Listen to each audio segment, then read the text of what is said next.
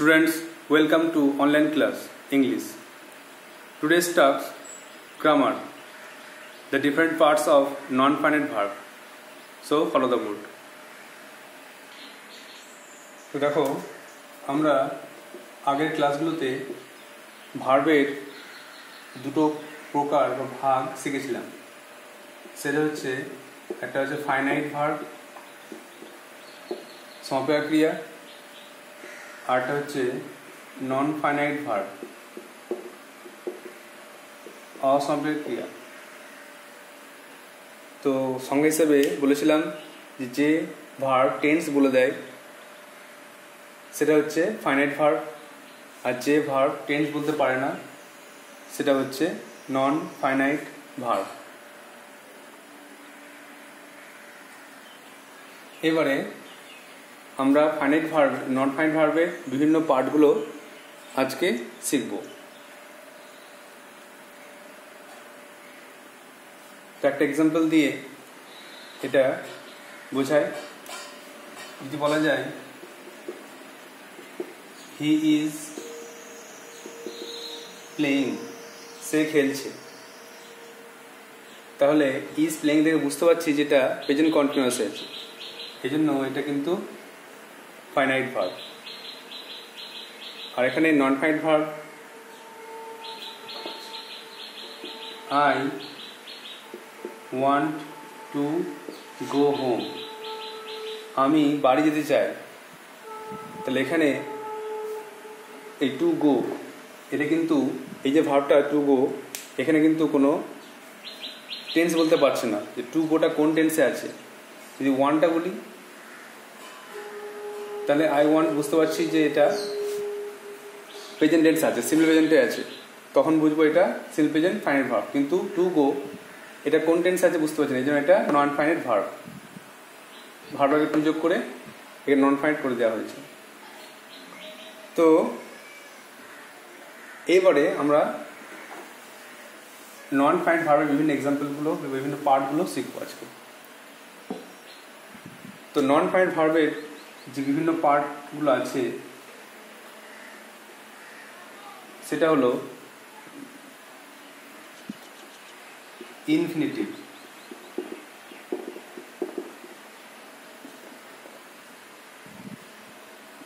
তারপরে জিরান্ড,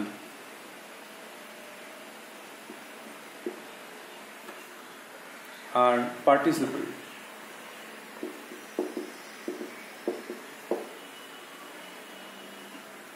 non finite ভার্বের তিনটে ভাগ হলো ইনফিনিটিভ, জিরান্ড, পার্টিসিপল। তো এইগুলো সম্বন্ধে এবার বিস্তারিত শিখব।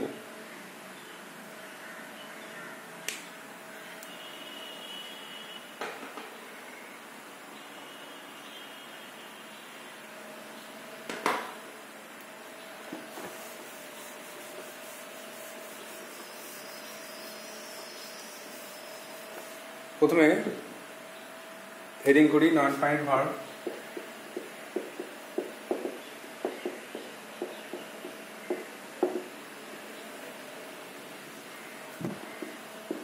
নন ফাইনাইট ভার্বের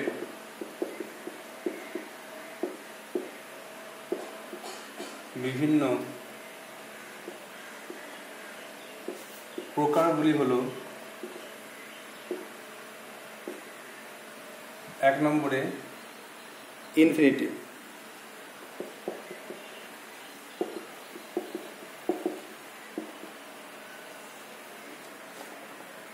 ইনফিনিটিভ মানেই মনে রাখতে হবে যে টু প্লাস ভার্ব, অর্থাৎ ভার্বের আগে টু যোগ করে ইনফিনিটিভ করা হয়।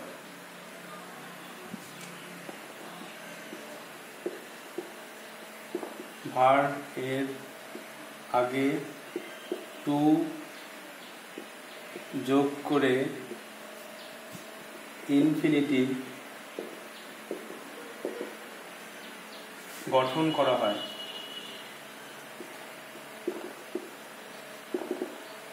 তাহলে ভার্বের আগে টু যোগ করে ইনফিনিটিভ গঠন করা হয়। এক্সাম্পল এক্সাম্পল দিলে বুঝতে পারবে কীভাবে ইনফিনিটিভগুলো হচ্ছে। নাম্বার 1, টু ওয়াক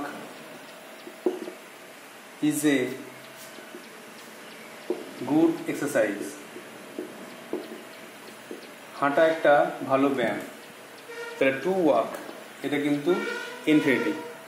হাঁটা, to walk is a good exercise, হাঁটা একটা ভালো ব্যায়াম।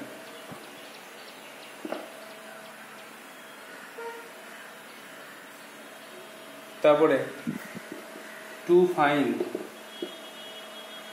ফাইন্ড ফল্ট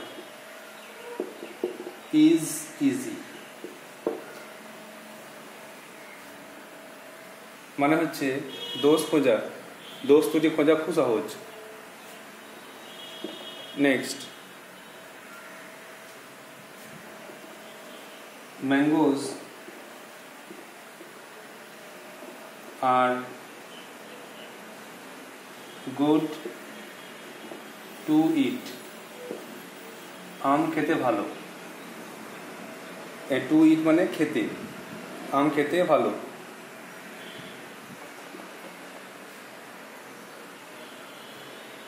তারপরে দে লাইক টু প্লে ক্রিকেট। তারা ক্রিকেট খেলতে পছন্দ করে। তা খেলতে টু প্লে, ভার্বের আগে টু যোগ করে কিন্তু ইনফিনিটিভ করা হচ্ছে, টু প্লাস ভার্ব।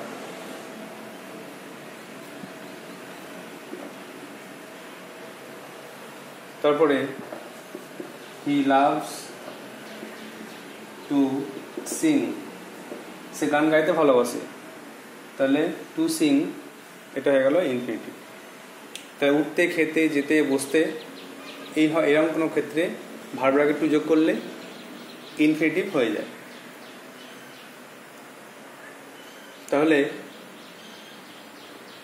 মনে রাখতে হবে যে নন ফাইন্ড ভার্বের প্রকারগুলি হলো, প্রথমে হচ্ছে ইনফিনিটিভ, যেটা গঠন করা হয় ভার্বের আগে টু যোগ করে। ভার্বের আগে টু যোগ করে ইনফিনিটিভ গঠন করা হয়। Example, to walk is a good exercise, হাঁটা ভালো ব্যায়াম। To find fault is easy, দোষ খোঁজা সহজ। ম্যাঙ্গোজ আর গুড টু ইট, আমগুলি খেতে ভালো, আম খেতে ভালো। দে লাইক টু প্লে ক্রিকেট, তারা ক্রিকেট খেলতে পছন্দ করে। আর হি লাভস টু সিং, সে গান গাইতে ভালোবাসে। তাহলে মনে রাখতে হবে ভার্বের আগে টু যোগ করে ইনফিনিটিভ করা হয়। আর বলছি ভার্বের আগে টু যোগ করে ইনফিনিটিভ করা হয়। সূত্র হিসেবে মনে রাখবে, infinitive is equal to to plus verb. Infinitive মানে টু প্লাস ভার্ব। তাহলে একটা পার্ট হলো, ইনফিনিটিভটা হলো। নেক্সট নাম্বার 2 দেখো।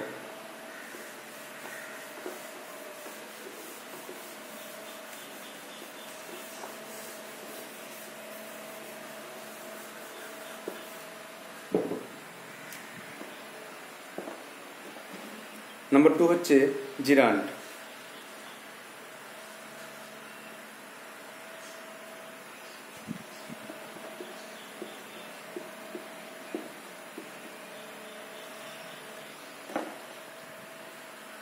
জিরান্ডটা কি না, ভার্বের সঙ্গে সূত্র হচ্ছে ভার্ব প্লাস আইএনজি, এবং যেটা কাজ করবে নাউন বা নাউন হয়ে যাবে। ভার্বের সঙ্গে আইন যুক্ত হবে এবং সেটা নাউন হয়ে গেলে বা নাউন বোঝালে তখন হয়ে যাবে জিরান্ড। তাহলে সূত্র হচ্ছে ভার্বের সঙ্গে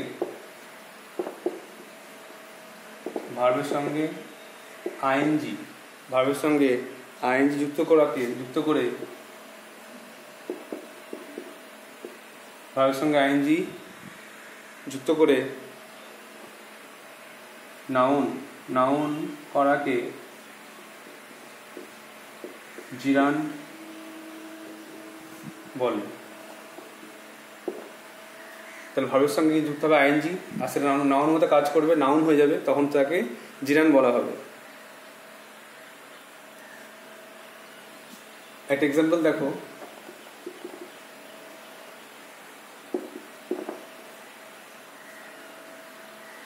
কীভাবে ভার্ব এর সঙ্গে আইন যুক্ত করছি আর সেটা নাউন হচ্ছে।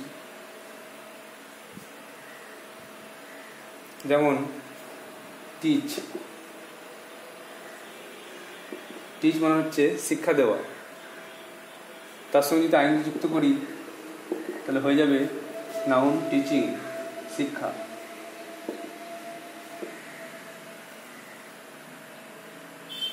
আবার বেগ,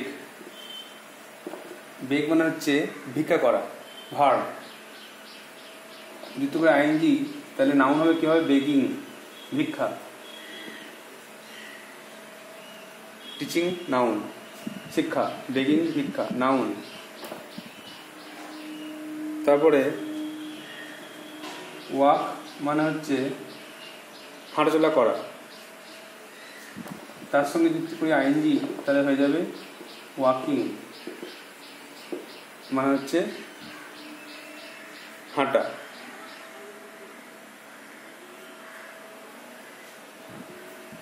আবার সুইম সাঁতার কাটা, ভার্ব আইন যুক্ত করলে হয়ে যাচ্ছে সুইমিং, SWIMMING, সাঁতার, সাঁতার কাটা ভার্ব, সেখান থেকে নাউন হয়ে গেল সাঁতার। সি কোনো কিছু দেখা, আর সি এর সঙ্গে আইনজি করলে হয়ে গেল সিং।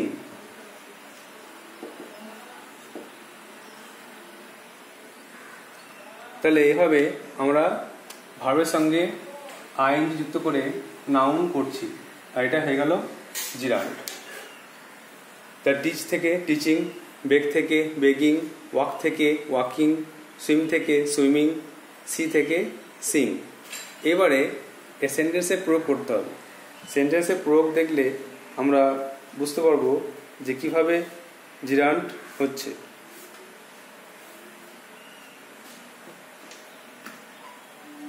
সেন্টেন্সে এর ইউজ দেখাতে হবে, কোথায় কোথায় নাউন বসে সেন্টেন্সের মধ্যে।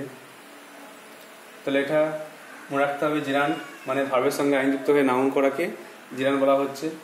তো ভার্বের সঙ্গে আইনযুক্ত করে নাউন করাকে জিরান্ড বলে। Example teaching, begging, walking, swimming, Singh, এগুলো সব কিন্তু নাউনের মতো কাজ করছে, নাউন বোঝাচ্ছে এগুলো, তাই জিরান্ড।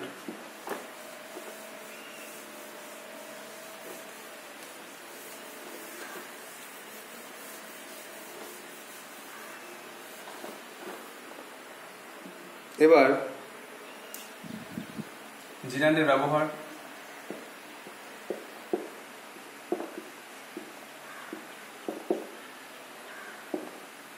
জিরান্ড কোথাও কোথাও বসে as the subject of the বা of a verb। একটা ভার্বের সাবজেক্ট হিসেবে মানে বাক্যের প্রথমেই বসে। যেমন walking, walking is a good exercise, হাঁটা একটা ভালো ব্যায়াম। তাহলে এখানে হাঁটা, ওয়াকিং, এখানে হাঁটা চলা করা ভার্ব নয়, হাঁটা চলা করাকে বলে ওয়াক, কিন্তু ওয়াক মানে হাঁটা। তাহলে walking is a good exercise, এই ওয়াকিংটা হয়ে গেল জিরান্ড। হার্ট এক্সাম্পল আছে সুইমিং, সুইমিং দিয়ে হবে swimming. Swimming is a good habit. সাঁতার, সাঁতার একটা ভালো অভ্যাস। তাহলে সুইমিং সাঁতার, এখন সাঁতার কাটা নয়, সাঁতার নাম বোঝাচ্ছে, সাঁতার একটা ভালো অভ্যাস। তাহলে সাবজেক্ট হিসাবে walking is a good exercise, swimming is a good habit, এগুলো বসলো। এগুলো হচ্ছে ভার্বের সাবজেক্ট, ইজ ভার্বের সাবজেক্ট হিসেবে এগুলো ইউজ হয়েছে। আর এগুলো মনে রাখতে হবে সব, কিন্তু এগুলো নন ফাইনাইট ভার্ব যেগুলো পড়ানো হচ্ছে। তারপরে as the object of a verb, ভার্বের অবজেক্ট হিসেবে ইউজ করলে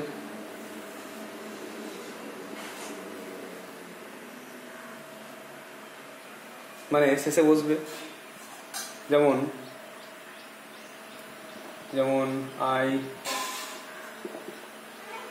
I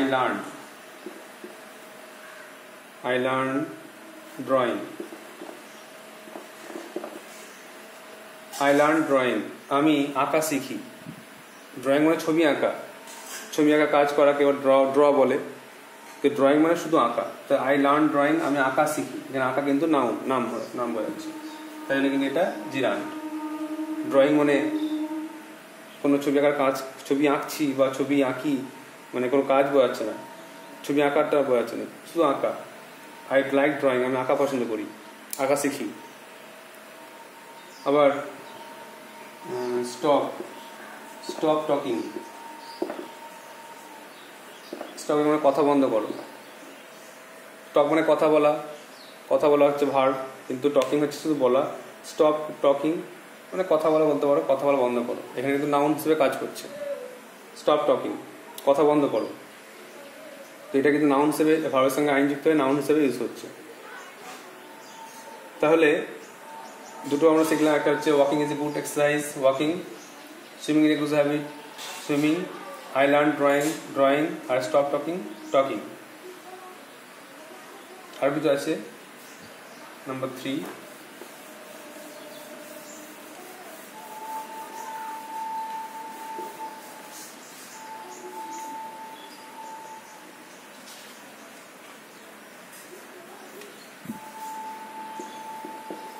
as a complement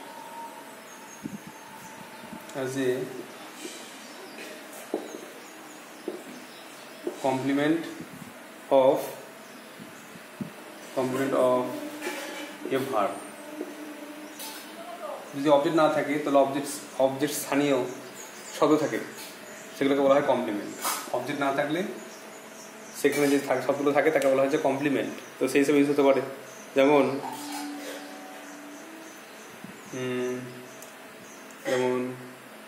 his habit লিখতে পারো, তার শখ। His habit was sleeping. তার শখ হচ্ছে ঘুমানো। একটা my favorite pastime is bird watching। আমার প্রিয় অবসর হলো পাখি দেখা। পাখি দেখার সময় কাটানো হচ্ছে আমার অবসর টাইম, বা প্রিয় হবি বলা যাবে। আমার হবি হচ্ছে পাখি দেখা। তাহলে এখানে স্লিপ মানে ঘুমানো, সেখান থেকে হয়ে গেল স্লিপিং। ওয়াচ মানে দেখা, সেখান থেকে হলো ওয়াচিং, দেখা।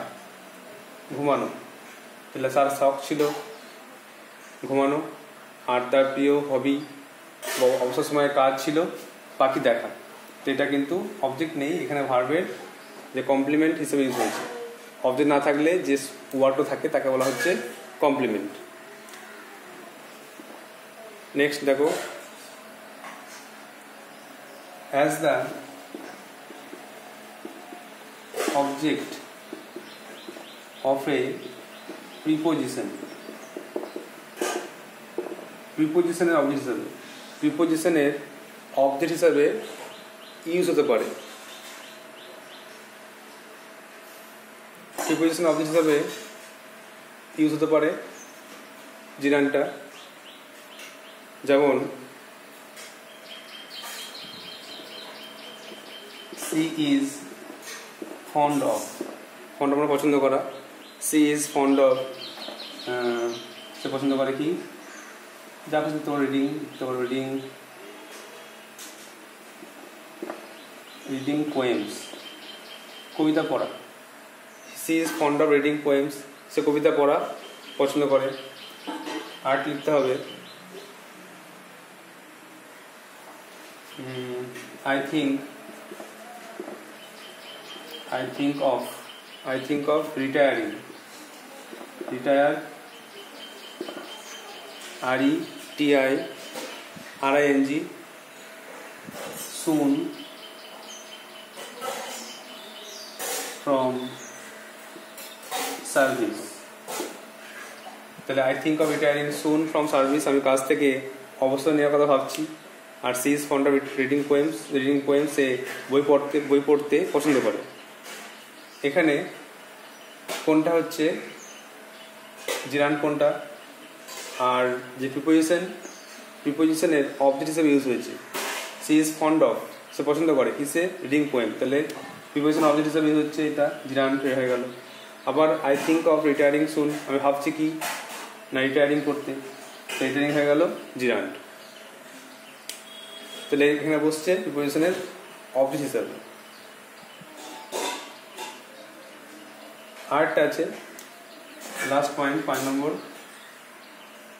এটা কম্পাউন্ড নাউন, বলতে পারি অ্যাজ এ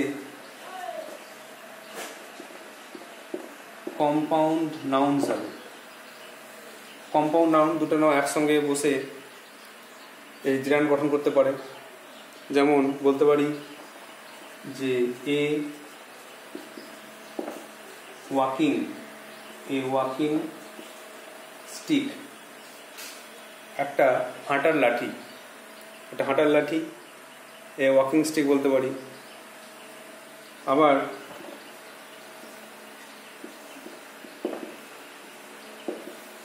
ড্রিঙ্কিং ওয়াটার,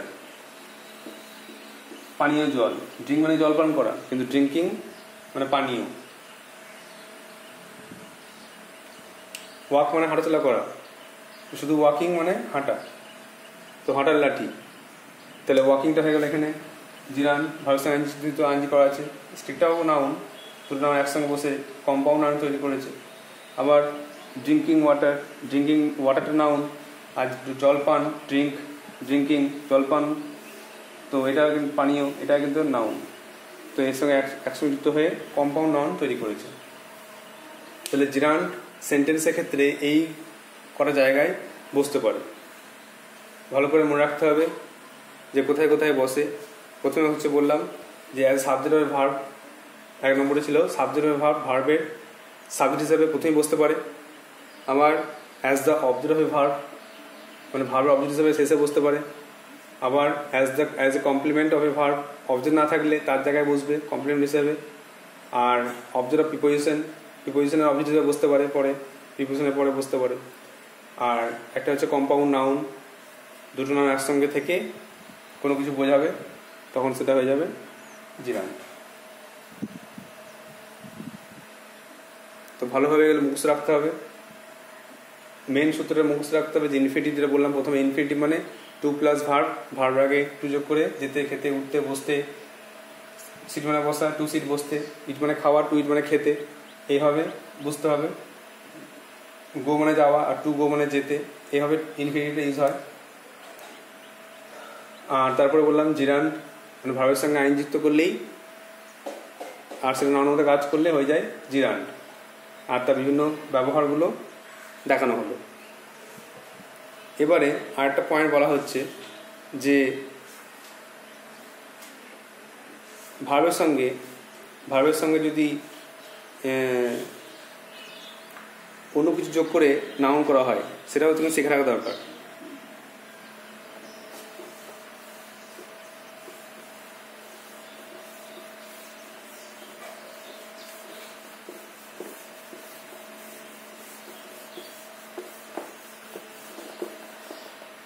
একটা পয়েন্ট শিখে রাখতে হবে যে স্টার মধ্যে লিখে রাখবে এটা, যে ভার্বের সঙ্গে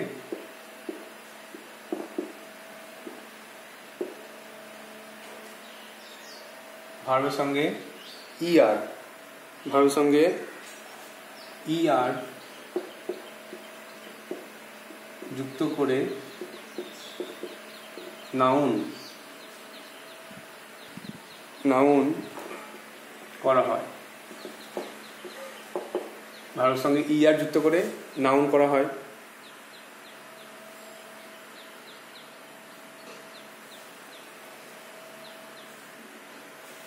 তাহলে এক্সাম্পল দিই, তাহলে বুঝতে পারবে।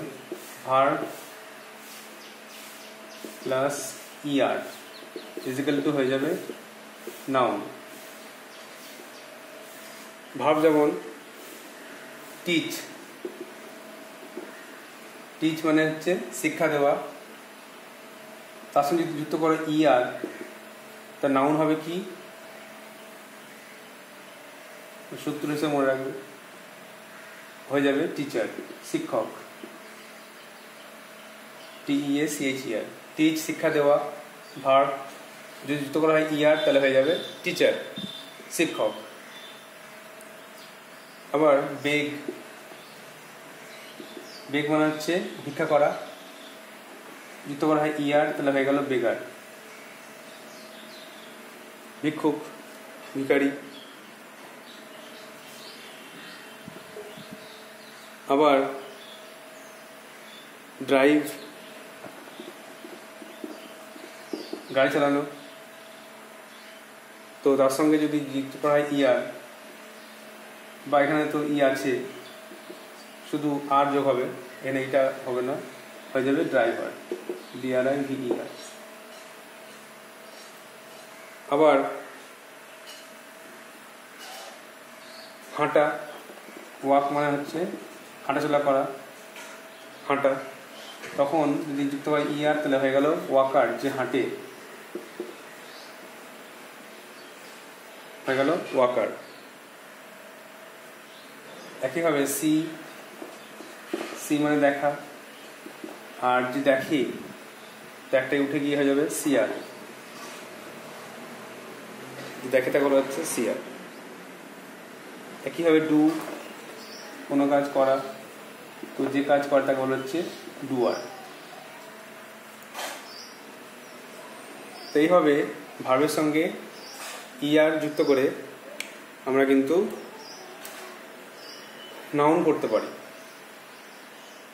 সেক্ষেত্রে teach, teacher, beg, beggar, drive, driver, walk, walker, see, seer, do, doer. কিছু চেঞ্জ আমাদের খেয়াল রাখতে হবে, যেমন বেগ, বেগার এ হয়ে যাচ্ছে, আবার ড্রাইভের ক্ষেত্রে দুটো ই থেকে একটা ই হয়ে যাচ্ছে, সি থেকে একটা ই হচ্ছে, এগুলো কিন্তু খেয়াল রাখতে হবে। আর একটা নিয়ম শিখে রাখতে হবে বা মনে রাখতে হবে, সব ক্ষেত্রে কিন্তু হয় না, সব ক্ষেত্রে কিন্তু এরকম রুল প্রযোজ্য হবে না, কিছু কিছু এক্সেপশন থেকেই যায়। তো ব্যতিক্রম নিয়মটা কি? ব্যতিক্রম নিয়মটা হচ্ছে এক্সেপশন, ডবল স্টার এবং 3টা ট্রিপল স্টার দিয়ে এক্সেপশনটা শিখে রাখতে হবে। এক্সেপশন, ব্যতিক্রম কোথায় কোথায় হবে? যেমন যদি বলি কুক, কুক মানে রাঁধুনি, যে রান্না করে তাকে কুক বলে। আর কুক মানে ভার্ব, যে রান্না করা, এর নাউন প্লাস ভার্ব দুটোই হয়, এই জন্য কিন্তু এর সঙ্গে কুক, এর সঙ্গে ইয়ার যুক্ত করলে কুকার হবে না, কুকটা হবে, নাউন হবে, ভার্ব হবে। কিন্তু কুকের সঙ্গে যদি আইন যুক্ত করি, তাহলে কুকার, এটা কিন্তু প্রেসার কুকার হয়ে যাবে, কোনো বস্তু হয়ে যাবে, নাউন হবে না, প্রেসার কুকার অনুমান হয়ে যাবে, কুকার হবে না, কোনো অর্থ হবে না। তাহলে এটা কিন্তু করা যাবে না, কুক থেকে কুকার করা যাবে না। কুক মানেই নাউন, রাঁধুনি, কুক মানেই ভার্ব, রান্না করা। আবার চিট, CHEAT, চিট মানে হচ্ছে